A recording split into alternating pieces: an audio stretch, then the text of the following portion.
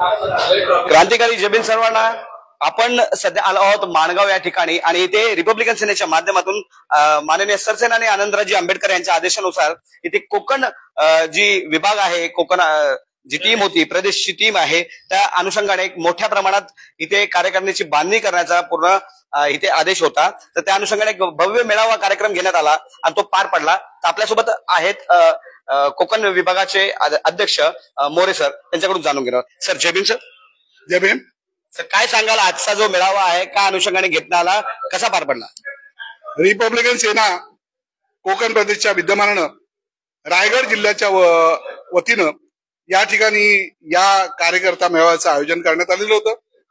या जिल्ह्यातल्या सर्वसामान्य जनतेला सत्ता स्थान प्राप्त व्हावं हा या मेळाव्याचा मुख्य उद्देश होता आणि त्या दृष्टीनं रायगड जिल्ह्यातील 15 तालुक्यातली सर्व जनता या ठिकाणी उपस्थित राहिले.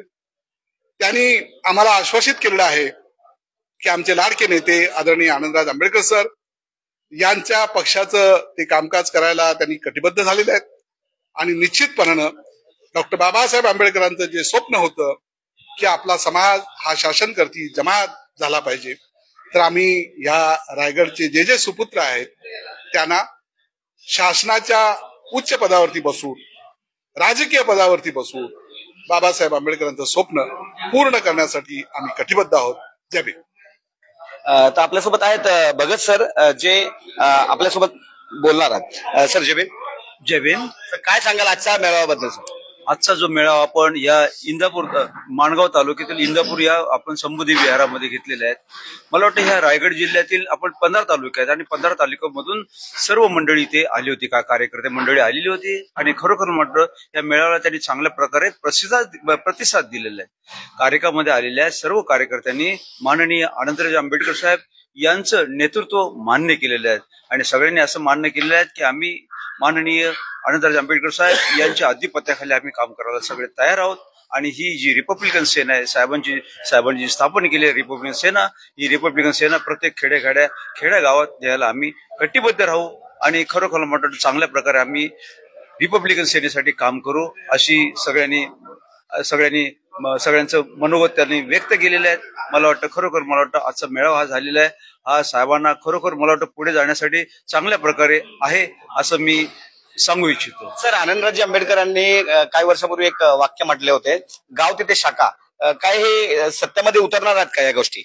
नाही, ह्या आम्ही सत्तेमध्ये उतरणार आहोत, कारण साहेबांनी आता खरोखर मला वाटतं अगदी मनावर घेतलेला आहे वगैरे आणि साहेबांनी आज जो निर्णय घेतलेला आहे हा चांगला निर्णय घेतलेला आहे. कारण आजचा जो कार्यकर्ता आपला आहे, आज खरोखर आपला कार्यकर्ता हा उपाशी पोटी राहून या चळवळीमध्ये त्याला काही मिळेल नाही, त्याला सत्तेमध्ये काही भाग मिळेल नाही, तर हा आपला कार्यकर्ता जो आहे, जो वंचित राहिलेला आहे, त्याला सत्तेमध्ये जाण्यासाठी साहेब सगळं खटाटोप करतायत आणि खरोखरच मला वाटतं साहेबांचं जे नेतृत्व आहे हे नेतृत्व आपल्या आजच्या या कार्यकर्त्याला पुढे घेऊन गेल्याशिवाय राहणार नाही असं माझं मत आहे.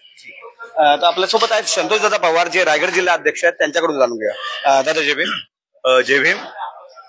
आज जो साहेबांनी रिपब्लिकन सेनेचे राष्ट्रीय अध्यक्ष माननीय आनंदराव आंबेडकर साहेबांनी जे स्वप्न बघितलं की हा आपला जो कार्यकर्ता हा सत्तेमध्ये गेला पाहिजे आणि आज खरंच ते स्वप्न आता साकारण्याचं आम्हाला आता दिसत आहे. आज रायगडमध्ये कोकण प्रदेशचे आमचे अध्यक्ष माननीय विनोद मोरे साहेबांनी जो जिल्हास्तरीय कार्यकर्ता मेळावा घेतला होता आणि त्या मेळाव्यामध्ये अतिशय प्रत्येक तालुक्याचे कार्यकर्ते ह्या मेळाव्यामध्ये उपस्थित होते आणि अक्षरशः मी त्यांच्यामध्ये आम्ही जोश बघितला. तर येणाऱ्या काळामध्ये मला असं वाटतं रायगडमध्ये पंचायत समिती बोला किंवा ग्रामपंचायत बोला किंवा जिल्हा परिषद बोला, या सर्व ह्याच्यामध्ये रायगडचे प्रत्येक कार्यकर्ते या ठिकाणी पोहोचणार आहेत. आज खरंच आज खूप रिपब्लिकन सेनेसाठी खूप आनंदाची गोष्ट आहे. यापुढे आता जोमाने काम होणार आहे आणि खरंच मी साहेबांना पुन्हा एकदा सॅल्यूट मारतो आणि जय भीम करतो का तुम्ही हा योग्य निर्णय घेतला आहे. सर आपण काय सांगा, आपलं नाव, परिचय? माझं नाव अशोक कांबळे कणगोलकर.